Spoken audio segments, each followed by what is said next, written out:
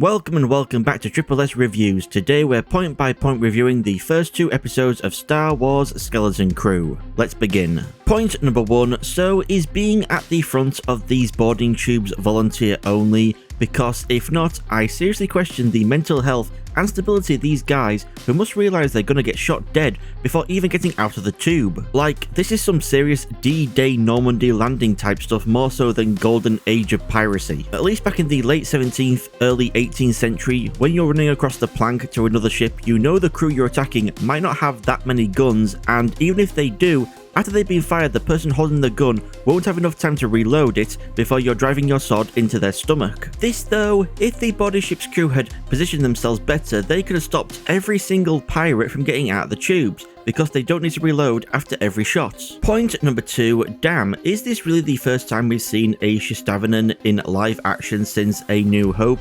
No, wait, I'm not talking about this guy who's in both the original and the post-release edited, some might even say tampered with versions of A New Hope. That's Arliel Scouse, best pronunciation I can do, I'm sorry, who's in fact a Defel, not a Shistavinen.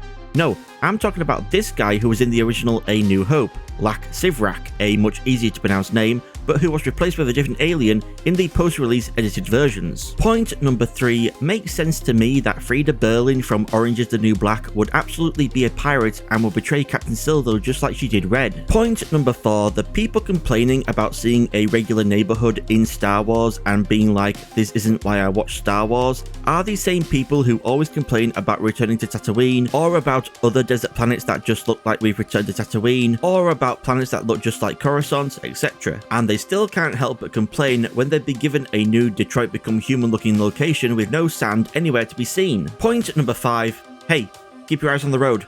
Watch where you're going. No! Point number 6, what kind of dystopian hellhole is this place? Robots everywhere ordering people about, robot drivers and teachers and housekeepers taking jobs away from living people. I wonder what Hellgate will think about all this. Point number 7, Rico. Rico! Pay attention. Point number 8, yeah, this is giving serious goat test vibes from Fallout 3. Answer a bunch of random questions and get given a job you may or may not even like. Very dystopian. At least the kids in Fallout 3 who had to take the goat were 16, not like the kids we see here who are much younger. Point number 9. We all have a place in the great work. The greater good. Point number 10, so does Undersecretary Farah have issues with her hearing or something? Because if she was sat right there the whole time, how does she not hear Fern and the housekeeper droid? Point number 11, god damn it Mrs. Ick, control your frog dog and keep it off the damn road. Point number 12, you asked if there were any questions, you useless pile of junk, and Neil was asking a question about a late student. This is always something I hate in movies and TV shows, it's when people don't listen to the kids even though they should. Point number 13, oh man, all the old-timey slang with crud, wastoid, wizard, it really takes me back. So watching all media that use those slang words. Come on, I'm 31, not 131. I never heard wastoid all that much, but crud was used a bunch in Codename Kids Next Door, which I watched when I was a kid on Cartoon Network. And as for wizard, Michael Cera's character in Juno would use it, plus Kitster said it in Phantom Menace, and much more recently, so did Din Djarin in episode 5 of the Book of Boba Fett. Point number 14, raise your hand if you've seen the Star Wars Holiday Special. That's what I thought, and I don't blame you. Well, in that special, Chewbacca's son, Lumpawaru, watches the same holographic performance that Wim sees Neil's siblings watching. Yes, you heard correctly, this is from the Star Wars Holiday Special. They put a Star Wars Holiday Special reference in this show.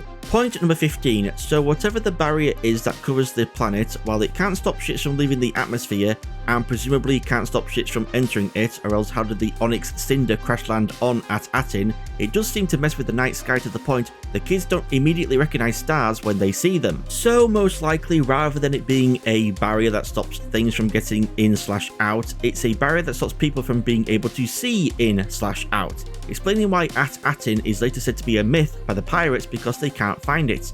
It's hidden by the barrier. Point number 16, could they be any more on the nose with naming this one-eyed, peg-legged, captain-loving pirate robot Smee? And to add to the connections to Peter Pan, Jude Law just played Captain Hook in the 2023 movie Peter Pan and Wendy, which was directed by David Lowery, who also directed this episode. Alright, just kidding, I'm not actually mad. I actually like the references to Peter Pan by naming the droid Smee.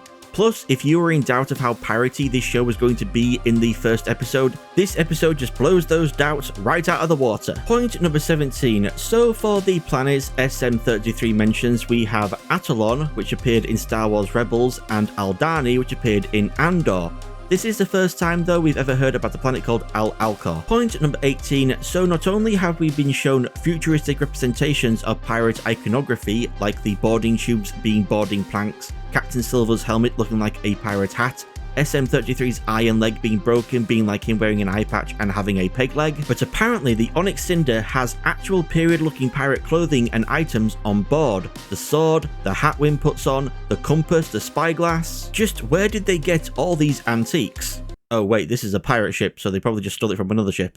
Where did that other ship get all these antiques? Point number 19. Fun fact, this isn't the first time Port Borgo, or Borgo Prime, has been in a Star Wars story, as it appeared for the first time in a bunch of the Young Jedi Knights Star Wars Legends young adult novels all the way back in the 1990s. And it was described as, according to the quote for Borgo Prime on Wikipedia, a place filled with people who have no conscience, thieves, murderers, creatures who will just as soon kill you as greet you. Point number 20. Oh hey, would you look at that, a teak. One of them hasn't been seen in live action since the 1985 movie Ewoks The Battle for Endor. Point number 21. And speaking of creatures that haven't appeared in live action for a long time, that's Fuzzball, Captain EO's sidekick from the 1986 short film Captain EO starring Michael Jackson as Captain EO. That was played at Disney parks until 1998 but then made a return in 2010 as a tribute to Michael Jackson after his death. Point number 22. So you know this guy KBC is trying to sell his little attack droids? Well, according to Wikipedia, apparently his name is, no joke,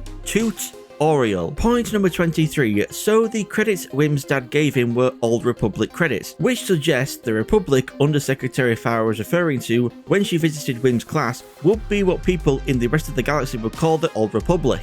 But what did they mean when they say Old Republic? Wasn't all the Old Republic stuff put into Legends when Disney bought Star Wars? Why, yes it was. The Old Republic, when this guy says it at least, must be referring to the High Republic era.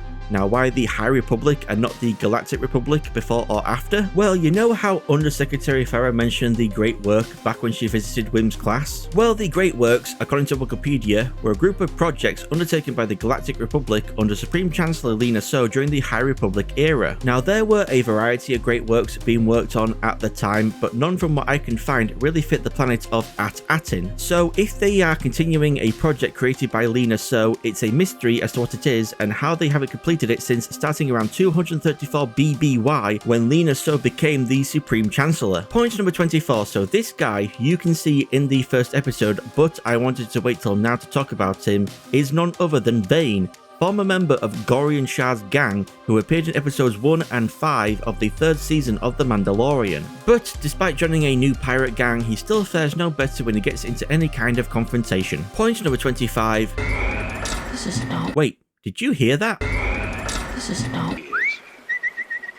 Point number 26. Okay, so we've already talked about this show's references to Peter Pan. Now let's get into its references to Treasure Island. We've got Captain Silvo instead of Captain Long John Silver, Wim instead of Jim Hawkins, At-Atin is the Treasure Island, or Treasure Planet I guess you could say. The creature that lives in SM33 could be seen as being like Long John Silver's pet parrot Captain Flint, and Jude Law's character Jod Na Narwood, who may or may not be but most likely is Captain Silvo, has a similar first name to John Silver, making it even more likely that Jod and Silvo are the same character. Point number 27. Speaking of Jod, if he is in fact Force sensitive, which is up for debate, the Force theme playing as the key floats into the cell and him looking like he's wearing a Jedi robe was all pretty on the nose, that's all I'm saying, then why has he never used his powers before to grab the key and escape? Have his captors just never hung the key there before, or did he believe even if he got out of his cell, he wouldn't be able to make it off Port Borgo without being caught? Or did he really just have no inclination at all to escape until hearing these kids talk about being from At-Atin, and maybe even seeing the evidence of that via the Old Republic credits in Wim's sock? Point number 28. All in all, I really enjoyed these first 2 episodes. The kids are pretty good actors and aren't annoying, so hopefully they won't get any hate like Jake Lloyd did, and the mysteries that have been set up at Atin, the Onyx Cinder and SM-33